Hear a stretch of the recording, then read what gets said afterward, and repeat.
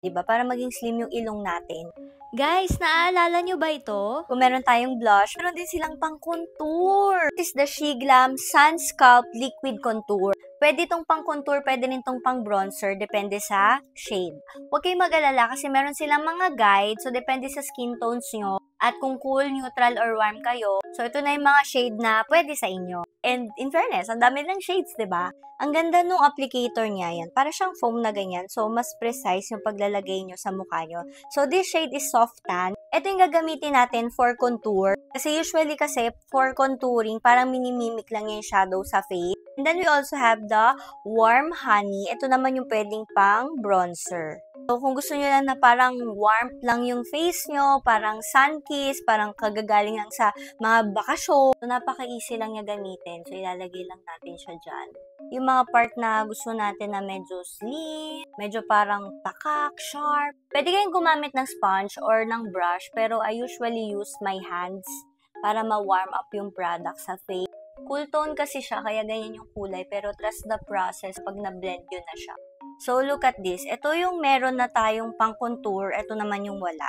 Kita niyo yan, nag-create siya ng shadow dito. Unlike dito. Ito parang medyo bilog pa or puffy pa yung face ko dyan. But in this part, meron siyang shadow na parang mukhang payat yung face natin or defined.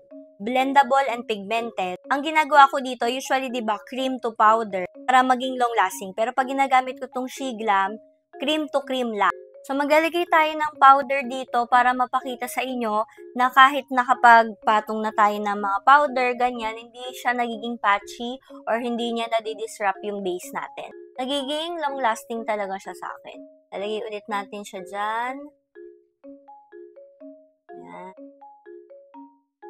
And then, blend it again.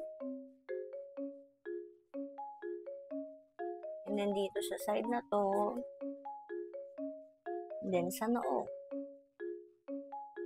Look at that. Hindi niya na-disrupt yung base, diba? Nakita nyo? Andyan pa rin yung ating skin tint.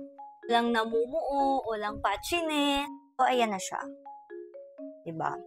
Ganun din, pwede nyo ilagay itong warm honey naman if gusto nyo naman bronzer naman siya. Kung papipiliin nyo ako, mas gusto ko talaga yung pang-contour kasi gusto ko talaga define yung face ko kasi, you know, puffy siya.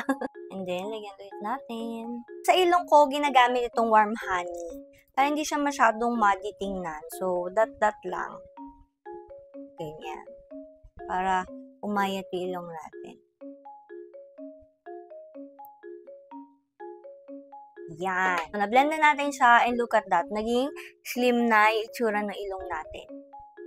Perfect talaga tong kulay na to para sa nose contouring. So, this is our final look. O, diba? Okay na ilong natin. Okay na rin yung ating face. Parang pumayat na siya. Parang hindi ako kumain ng ramen kahapon. Kung naghanap kayo ng pang-contour, perfect to. So, ilalagay ko dyan sa yellow basket.